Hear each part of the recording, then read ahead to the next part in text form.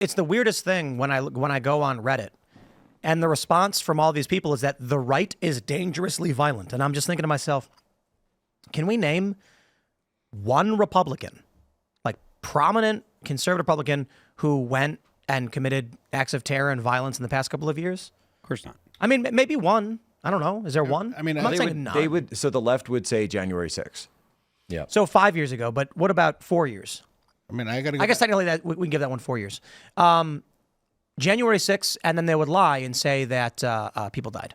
Right. So they would claim that January 6th is a terrorist attack. Well, then of course there was also the Jan 6 pipe bomb bomber. Why don't we just go get that guy? That guy, I agree. You know. You know what? The left is completely correct. We better find out who did that. We should find out exactly who did that. But if you really want to know, Call up Kash Patel right now. If you really want to know when the last time right-wing political violence happened, you're going to have to go back like 150 years, and Abraham Lincoln was the one that did that. Huh? Oh, yeah, I got you. Yes. Yeah, exactly. No, it's ridiculous. It's horrible.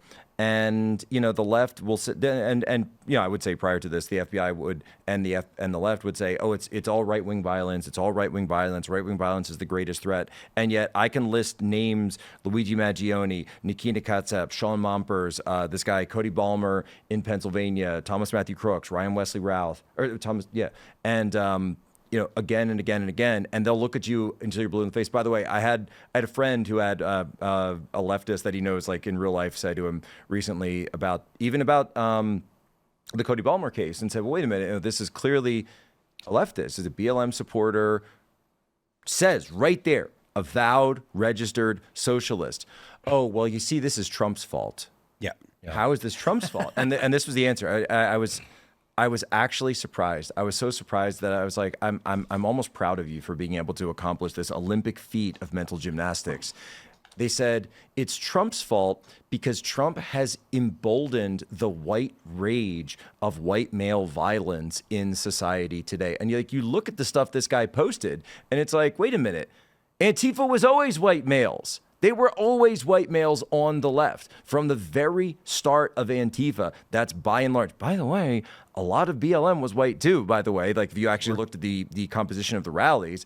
And so when you're talking about this, it's like, we never talk about it this way. We talk about the political ideologies and pathologies that are driving the violence. You're the ones who try to put all these weird, you know, racial identity markers on all of it. We just follow the facts where they go.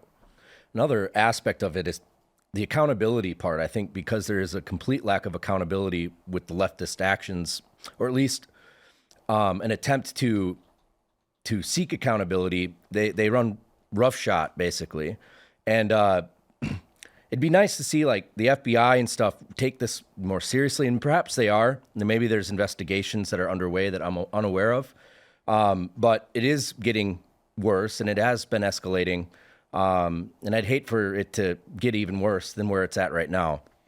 There's been so much leftist influence in the government and in popular culture and in the national zeitgeist. You have the media consistently running cover for anything any leftist does. There was a time where it was just like, you'd hear the news or whatever kind of glossing over the politics of the left, or glossing over the, everyone remembers mostly peaceful riots, etc. And the right was kind of outraged and kind of like, what, this is ridiculous, etc. Now, again, we talk about prominent leftists that are saying things like, well, Luigi Mangione, man, and they're behind they endorse the violence now. Well, they they'll say, normalize. well, it shouldn't be violent, but when they make excuses, well, when you push people too far, etc., and taking agency completely away from the people that are actually acting. Thanks for checking out this clip from Timcast IRL. Make sure to watch the show live Monday through Friday at 8 p.m. Subscribe to this channel, and we will see you all there.